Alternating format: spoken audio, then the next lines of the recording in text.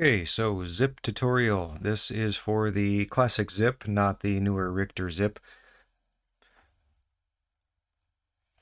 So I'm going to have my input display going because that helps a little bit with some of these inputs so you know what I'm doing. You can go back and rewatch it and see what inputs I'm pressing at any given time.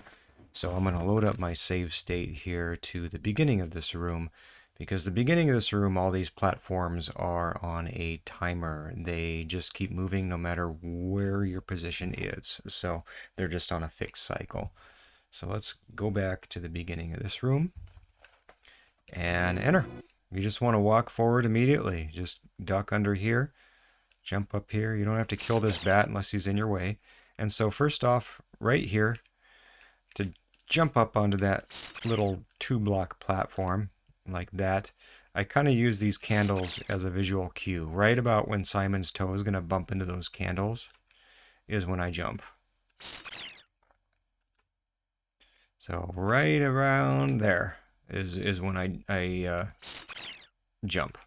I don't take that candle. I use it for my visual cue to jump.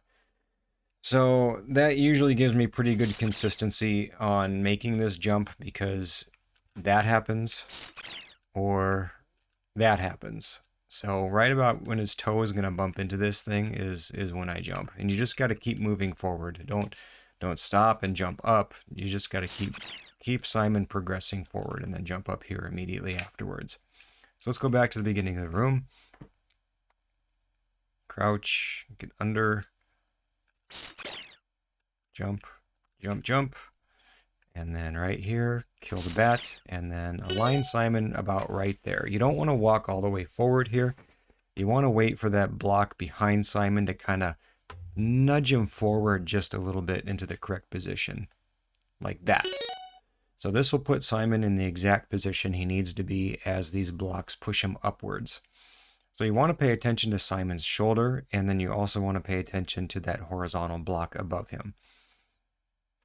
About right there, you can see this little gap in the pixels between Simon's shoulder and that horizontal block. And you have about a 2 to 3 pixel window to work with here when you jump off of this block. And so right here is about perfect. Right before Simon's shoulder intersects the corner of that block you want to jump, there's about a 1 pixel gap between his shoulder and that corner. And that's when you want to make your jump here. That's about the perfect sweet spot for it. So I'm going to unpause really quick. But before I do, you want to make sure when you jump forward that you're pressing the jump button and the forward button at the exact same time. And you want to keep holding down the jump button as you do, because if you hold down the jump button after you jump, it locks Simon onto whatever platform he's on. So you can turn around, you can, and he won't fall off the platform. So let's do that again really quick. So just to demonstrate, jump, hold down, see how it locks him into place. That's essentially what you want to do. So when you jump forward off of that block, hold forward and jump, same time, lock him down, just like that. So jump, lock, and you're immediately going to turn around when you land on that platform. So I'll show you here. Crouch, jump.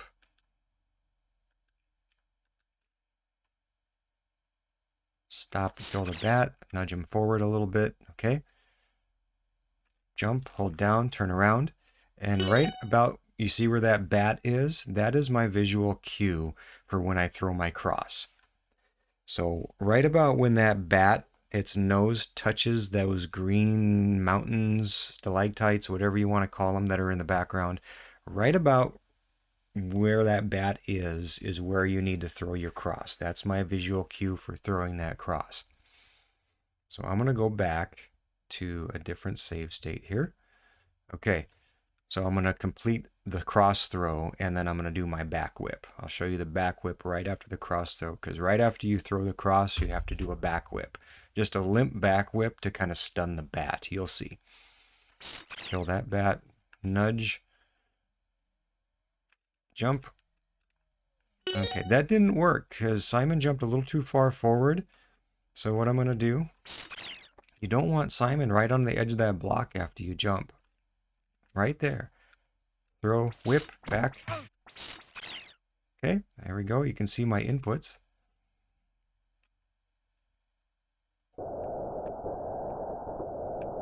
And that is the zip. So let's go back to this part again.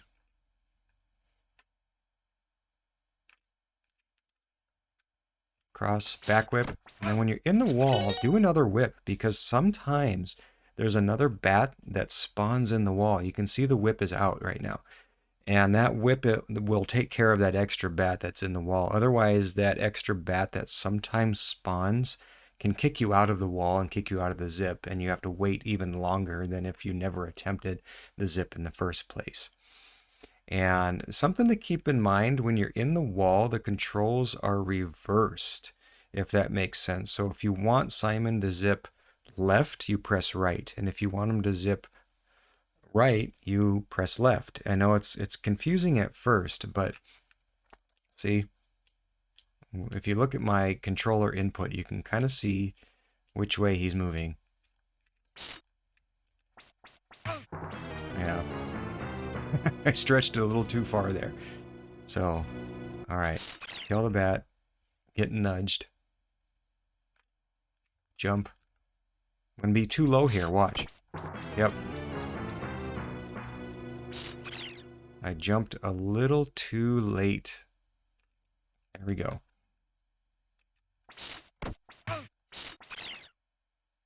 And when you do your turnaround, see that block that Simon's on right now? That horizontal block, that one that's a little higher up than the other ones, they're kind of stepping down. Right before that one gets off the screen, do your turnaround. If you wait too long, you can die in the wall. If you go too soon, you're going to get knocked out. It's really touchy. So right about when that block is going to exit the screen, do your turnaround immediately. And once you do your turnaround, you can let go of all buttons. You don't have to be pressing any more inputs until you get to that block. See that vertical block right on the very edge of the right screen? That's when I press right again. You want to press right at that moment, because that's when the controls suddenly are correct again. So right is right, left is left. And so that is when Simon is exiting the zip, right after those crushers. So that's when you want to start holding right and keep holding it until you get past all the purple crushers as the platforms are moving up. So these purple crushers, see? Because if you stop, those are going to kill you, obviously. So that's why you want to keep holding right once you reach that vertical block. Kill the bat, get nudged. Jump, cross throw, back whip, okay, turn around, and finally press forward.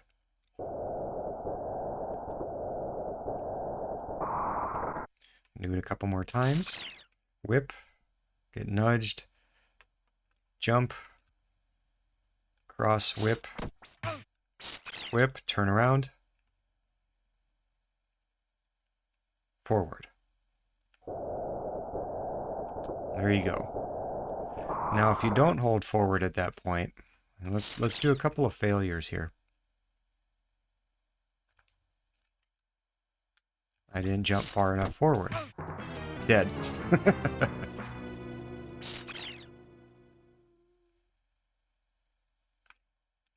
Perfect. Oh no. I keep holding. Oh, whoops. Okay.